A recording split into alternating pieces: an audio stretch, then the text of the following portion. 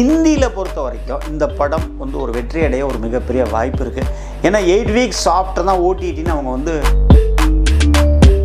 அதனால தான் இன்னி வரைக்கும் தமிழ்நாட்டில் நம்பர் 1 கலெக்ஷனாக இருக்குது. தமிழ்நாடு, கேரளா, கர்நாடகா, ஆந்திரா, தெலுங்கானா இந்த 5 மாநிலங்களில் கண்டிப்பாக ரஜினி சார் படத்துக்கு தான் மிக அதிகமான தியேட்டர் கிடைக்கும். 2 வாரம் அந்த படம் ரொம்ப பிரமாதமாகவே போச்சு. அந்த ரிலீஸ் பண்ணவங்களுக்கு ஒரு மிகப்பெரிய லாபமான ஒரு படம், ஒரு மிகப்பெரிய நம்பர் கூட பண்ணியிருக்கு. அந்த நம்பர்லாம் இப்போ வேண்டாம், பட் ஒரு பெரிய ஒரு கலெக்ஷன் பண்ணியிருக்குது.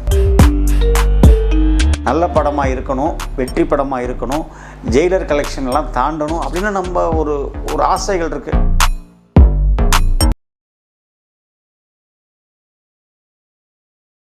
சார் வணக்கம் சார். வணக்கம் முருகா. சார் எப்படி இருக்கீங்க சார்? நல்லா இருக்கேன் முருகா. சார் கூலி திரைப்படம் சமீப காலமாக பார்த்தீங்கன்னா ரொம்ப சைலண்ட்டாக இருந்தது. திடீர்னு பார்த்தீங்கன்னா ஒரு பெரிய ஒரு பரபரப்பு ஏற்படுத்திச்சு. என்ன காரணம் சார் அது? அந்த 2 சாங்கு விட்டுருக்காங்க, அது ஒரு ரீசன். அந்த ஆகஸ்ட் 2ஆம் தேதி என்னமோ அந்த இது வருதுன்றாங்க, ட்ரெய்லர் வருதுன்றாங்க. ஸோ அது ஒரு பரபரப்பு. ரஜினி வந்து உலகளவில் ஒரு பேசக்கூடிய ஒரு சூப்பர் ஸ்டார் தான் அவர். சார் வழக்கமாக வந்து ஆடியோ லான்ச் நடத்துவாங்க. இவங்க வந்து சன் பிக்சர்ஸ், நீங்கள் இந்த விளம்பரம் பார்த்துருப்பேன்னு நினைக்கிறேன், ஆடியோ லான்ச்னு போட்டு இன்ட்டு போட்டாங்க. அதுக்கும் மேலே அப்படின்ற மாதிரி சொல்லியிருக்காங்களே, வேறு ஏதாச்சும் ஸ்பெஷலாக நடக்க போதா? இல்லை ஏதோ ஒன்று ஸ்பெஷலாக பண்ணுறாங்க, பட் என்னன்றது எனக்கு தெரியலை. இன்னும் 2-3 நாள் கழித்து கண்டிப்பாக எனக்கு அது தெரியும். அது சார் கூலி படம் வந்து பரபரப்பாக பேசிகிட்டு இருந்த டைமில் இந்த வியாபார யுக்தின்னு சொல்லுவாங்க சார். இப்போ தமிழகத்தில் வந்து மேக்ஸிமம் தெரிஞ்சு டைரக்ட் ரிலீஸ் பண்ணுவாங்க, ரெட்ஜெண்ட் ரிலீஸ் பண்ணுவாங்கன்னு நினைக்கிறேன். இப்போ மற்ற மாநிலங்களில் இதோடைய வியாபாரம் பெருசாக இருக்குது அப்படின்னு சொல்கிறாங்க. இது முற்றிலும் மற்ற மாநிலங்களில் பெரிய விலைக்கு விற்றுருக்காங்க, எஃப்எம்எஸ் பெரிய விலைக்கு விற்றுருக்காங்க, அதெல்லாம் உண்மை தான். சேட்டலைட் அவங்களே எடுத்துப்பாங்கன்னு நினைக்கிறேன். இதே மாதிரி அந்த டிஜிட்டல் கூட அவங்க ஒரு பெரிய விலைக்கு கொடுத்துருக்காங்க, அதெல்லாம் உண்மை தான். இந்தியில் பொறுத்த வரைக்கும் இந்த படம் வந்து ஒரு வெற்றி அடைய ஒரு மிகப்பெரிய வாய்ப்பு இருக்குது. ஏன்னா 8 வீக்ஸ் ஆஃப்டர் தான் ஓடிடின்னு அவங்க வந்து ஒப்பந்தம் போட்டிருக்கதா சொல்கிறாங்க. அப்படி இருக்கும் பட்சத்தில் ஹிந்திலேயும் ஒரு நிறைய ஸ்க்ரீன்ஸ் கிடச்சி ஒரு மாபெரும் வெற்றியை நோக்கி போகிறதுக்கு வாய்ப்புகள் இருக்குது. ஆனால் என்னங்கிறது 14ஆம் தேதி தான் தெரியும்.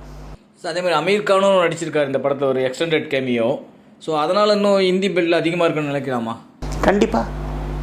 அமீர் கான் ஒரு பெஸ்ட் ஆர்டிஸ்ட், அவருக்கு உண்டான ஒரு புள்ளி இருக்க தானே செய்யும். இல்லை சார், மேக்ஸிமம் இவ்வளோ ஸ்டார் காஸ்ட் இருக்காங்க, உங்களுக்கே தெரியும். உபேந்திரா, நாகார்ஜுனா, சத்யராஜ், ஸ்ருதிஹாசன், அமீர் கான் மாதிரி பல பட்டாளங்கள் இருக்கும்போது எல்லாருக்குமே ஈக்குவல் ஸ்பேஸ் இருக்குன்னு நினைக்கிறீங்களா? ஏன்னா ஒரு டைரக்டருக்கு தான் இது தெரியும். அவர் டைரக்டராக அவரை பொறுத்த வரைக்கும் எல்லாருக்கும் ஒரு நல்ல ஸ்பேஸ் கொடுத்துருப்பார். ஏன்னா கொடுத்துருந்தா தான் எல்லாரையும் வந்து ஈக்குவலைஸ் பண்ண முடியும். அதை அந்த தம்பி பண்ணியிருப்பாருன்றது எனக்கு ஒரு பெரிய நம்பிக்கை இருக்குது. ஆனால் முழு படமாக பார்த்தா தான் நம்ம அதை சொல்ல முடியும். இன்றைக்கி நம்ம சொல்கிறது எல்லாமே நம்முடைய ஒரு உத்தேசமான கருத்து தான். இல்லை சார், இப்போவே வந்து இந்த திரைப்படம் வந்து இவ்வளோ கோடிகளை வந்து தாண்டி வந்து டேபிள் ப்ராஃபிட் ஆகிடுச்சு. முதல் நாளே பெரிய ஓப்பனிங் இருக்கும். இதெல்லாம் நான் பல முறை சொல்லிட்டேன். இத்தனை கோடி ப்ராஃபிட் ஆகிடுச்சா ஆகலையாங்கிறது சன் டிவி, அவங்க நிர்வாகம், அவங்க கலாநிதி மாறன் சார், அவங்களுக்கு எல்லாம் தான் தெரியும். அதனால் அவங்க யார் நம்ம சொல்லுவாங்க. படம் ரிலீஸ் ஆகட்டும், அதுக்கப்புறம் ஓரளவுக்கு எல்லாமே வெளியில் வந்துடும். அது கலெக்ஷன் பார்த்துட்டு படத்தை பார்த்துட்டு நம்ம பேசுவோம். இல்லை சார், இப்போ முதல் நாள் ஓப்பனிங் நம்ம தமிழ்நாட்டை பொறுத்தவரை இது வரைக்கும் அதிகமாக வசூலான படங்கள் சில படங்கள் சொல்லலாம். ஒரு வலிமையாக இருக்கட்டும், பீஸ்டாக இருக்கட்டும், இதெல்லாம் வந்து முதல் நாள் அதிக வசூல் பெற்ற படங்கள். இப்போ சமீபத்தில் வந்து குட் பேட் அக்லியாக இருக்கட்டும். ஸோ இந்த படங்களுடைய வசூல் எல்லாம், லியோலாம் முதல் நாள் வந்து பெரிய வசூல். அதான் லியோ, இதை சமீபத்தில் அந்த படங்கள் சொல்கிறாங்க. இந்த படத்துடைய வசூல் எல்லாம் முதல் நாள் தமிழகத்தில் தாண்டது வாய்ப்பு இருக்குது. ஏன்னா என்ன காரணம், ஆகஸ்ட் 14. இப்போ நம்ம சொல்கிறது ஆகஸ்ட் 14ங்கிறது வந்து ஒரு சாதாரணமான ஒரு டேட்டு தான். பட் மறுநாள் 15 விடுமுறைங்கிறனால 14ஆம் தேதி ஒரு பெரிய ஒரு புஷ் இருக்க சான்ஸ் இருக்குது. முதல் நாள் ஒரு பெரிய கலெக்ஷன் பண்ணணும்னு எதிர்பார்க்குறோம். அது ஆனதுக்கு பிறகு தான் நம்ம அதை ஆத்தென்டிகேட்டடாக சொல்ல முடியுமே ஒழிய இப்போ நம்ம சொல்கிறது எதுவாக இருந்தாலும் அது ஏசியமாக தான் இருக்கும்.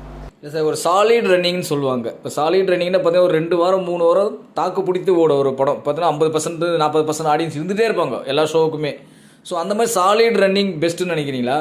இந்த முதல் 3 நாள் அச்சு திம்சம் போட்டு 4 நாள் ஒன்றுமே இல்லை, அது உங்களுக்கு ஒரு மிகப்பெரிய வெற்றியை கொடுத்துறாது. இந்த வியாழன், வெள்ளி, சனி, ஞாயிறு ஒரு வசூல் காமிச்சிட்டு திங்கக்கிழமை டபார்னு ஊந்துச்சுன்னா அந்த நீங்கள் நினைக்கிற நம்பர் வராது. அந்த சாலிட் ரன்னிங் வரணும், ஃபேமிலி ஆடியன்ஸ் வரணும். எல்லா ஷோவுமே ஒரு 40%, 45%, 50% ஆடியன்ஸில் போயிட்டே இருந்ததுன்னா அதனோட ரெவன்யூவே தனி வேறு மாதிரி இருக்கும். சமீபத்தில் தலைவன் தலைவி திரைப்படம் முதல் 3 நாட்கள் நல்லா இருந்துன்றாங்க. அந்த வேலை நாட்கள் எப்படி சார் இருக்குன்னு நினைக்கிறீங்க? மிக பிரமாதமாக இருக்குது. அதாவது என்னுடைய அனுபவத்தில் வெள்ளிக்கிழமை வசூலை வந்து சனிக்கிழமை கண்டிப்பாக வசூல் குறையும். ஆனால் இந்த படம் வெள்ளிக்கிழமை வசூலை விட சனிக்கிழமை வசூல் கூட. அதே மாதிரி வெள்ளிக்கிழமை வசூலுக்கும் திங்கக்கிழமை வசூலுக்கும் சம்மந்தமே இருக்காது. வெள்ளிக்கிழமை 100 ரூபானா திங்கக்கிழமை 40 ரூபாய்க்கு வந்துடும். ஆனால் இது வெள்ளிக்கிழமை 100 ரூபானா திங்கக்கிழமை 75-80 ரூபா அளவுக்கு அது போய் நேத்திக்கும் சரி இன்றைக்கும் சரி அது அப்படியே சஸ்டெயின் பண்ணுது. இல்லை, இப்போ நம்ம ஏற்கனவே நம்ம பேசியிருந்தோம் சார், ஒரு 6 படம் தான் தேடி இருக்கு. இந்த திரைப்படம் வந்து 7வது படம், கண்டிப்பாக உறுதியாக 7வது படம் மிகப்பெரிய நம்பர் பண்ணுன்னு நான் நினைக்கிறேன். இந்த விமர்சனங்கள் வந்து நிறைய வந்து நெகட்டிவ் கொடுத்துருக்காங்க இந்த படத்துக்கு, சும்மா சண்டை போட்டுருக்காங்க. இந்த விமர்சனங்களால் இந்த ஆடியன்ஸ் வர எண்ணிக்கை குறையதுக்கு வாய்ப்பு இருக்கா? இல்லை, வாய்ப்பே. நான் பலமுறை சொல்லிட்டேன். இன்றைக்கி ப்ளூ ஷர்ட் அவங்க மாறனுடைய ரிவ்யூஸ் வந்து எல்லாரும் பார்க்குறாங்க, அது வேறு விஷயம். ஆனால் அதை அப்படியே அதை ஃபாலோ பண்ணுவானான்னு கேட்டால் பண்ண மாட்டான். அவன் மனசில் என்ன தோணுதோ அதை செய்வான். அது மாதிரி நெகட்டிவ் விமர்சனமோ பாசிட்டிவ் விமர்சனமோ அதை பற்றி இல்லை. அந்த படத்தை பற்றி இவனுக்கு ஒரு அபிப்பிராயம் வந்துடுது. இவனுடைய ஃப்ரெண்ட்ஸு இவனுடைய ரிலேட்டிவ்ஸ் படம் பார்த்துட்டு அவனுக்கு ஒரு கருத்து சொன்னாங்கன்னா அதை அவன் பெருசாக ரிலே பண்ணுறான். நல்லா இருக்குன்னு நினச்சா தேட்டருக்கு போயிடுறான். தேட்ரு கண்டென்ட் அப்படின்னு சொன்னால் தேட்டரில் பார்த்து இதை ரசிக்கணும், இதை ஓடிடியில் பார்க்கக்கூடாது அப்படிங்கிற ஒரு விஷயத்தில் அவன் முடிவு பண்ணிட்டான்னா ஃபோனில் பார்க்க மாட்டான், டிவியில் பார்க்க மாட்டான், மற்ற எதுலேயுமே கம்ப்யூட்டரில் கூட பார்க்க மாட்டான். கண்டிப்பாக தேட்டருக்கு வந்து படம் பார்த்துருவான். அந்த மாதிரியான ஒரு ஒரு ஒரு ஒரு ஒரு பெஸ்ட்டு ஸ்ட்ராங் கண்டென்ட் தான் அந்த படம். நான் அந்த படம் வந்த 2வது நாள் சனிக்கிழமையே அவங்க தியாகராஜன் சார், சத்யஜோதி அவங்க ப்ரொப்ரைட்டர், அதுக்கப்புறம் பாண்டியராஜ் 2 பேரும் கூப்பிட்டு பேசி வாழ்த்து சொன்னேன். பாண்டியராஜ் கூட சொன்னார், நீங்கள் கடைக்குடி சிங்கத்துக்கு எனக்கு பேசுனீங்க, நான் எங்கள் வீட்டு பிள்ளை நம்ம வீட்டு பிள்ளைக்கு பேசுனீங்க, அதுக்கப்புறம் இப்போ தான் பேசுனீங்கன்னாரு. வெற்றி இருந்தால் பேசுவோம் சார், கண்டிப்பாக வாழ்த்துக்கள், ஒரு மனமார்ந்த பாராட்டுக்கள்னு சொல்லிட்டேன் நான் அவர்கிட்ட. சார், ஜெயிலர் திரைப்படம் உங்களுக்கே தெரியும், ஒரு 4 வாரங்கள் வந்து நல்லாவே சப்ஸ்டைன் பண்ணிச்சு தமிழ்நாட்டில் உள்ள அனைத்து திரையரங்குகளும். அதனால தான் இன்னி வரைக்கும் தமிழ்நாட்டில் நம்பர் 1 கலெக்ஷனாக இருக்குது. இல்லை, நான் என்ன கேட்க வரேன்னா, ஒருவேளை இந்த திரைப்படம் வந்து ஏற்கனவே இந்த ஜெயிலர் திரைப்படத்துடைய வசூல் ஒருவேளை நல்லா இருந்ததுன்னா அந்த விடுமுறை நாட்கள் வேலை நாட்கள் எல்லாத்தையும் கூட்டி கழிச்சு கணக்கு பார்க்கும்போது ஜெயிலர் வசூலை விட தமிழ்நாட்டில் இந்த படம் பீட் பண்ணுறதுக்கு அதிக வாய்ப்புகள் இருக்கா? நான் கேட்டது நல்லா இருந்ததுன்னா படத்தை பார்த்துட்டு நம்ம அதை டிசைட் பண்ணி சொல்லுவோம், இப்போ சொல்ல முடியாது சார். ஏன்னா வந்து இப்போ அன்றைக்கே வந்து வார் 2 அப்படின்ற ஒரு திரைப்படம் வந்து வெளியாகுது, உங்களுக்கே தெரியும். வார் 1 நல்ல அருமையாக போச்சு. அதான் சார், அதனுடைய தொடர்ச்சியாக வார் 2 எடுத்துகிட்டு இருக்காங்க. அதுவும் அதே டேட்டில் ரிலீஸ் ஆகுது. தமிழகத்தில் தேட்டர் செட்டப் எப்படி சார் இருக்குன்னு நினைக்கிறீங்க சார்? சவுத் இந்தியாவை பொறுத்த வரைக்கும் தமிழ்நாடு, கேரளா, கர்நாடகா, ஆந்திரா, தெலுங்கானா இந்த 5 மாநிலங்களில் கண்டிப்பாக ரஜினி சார் படத்துக்கு தான் மிக அதிகமான தேட்டர் கிடைக்கும்.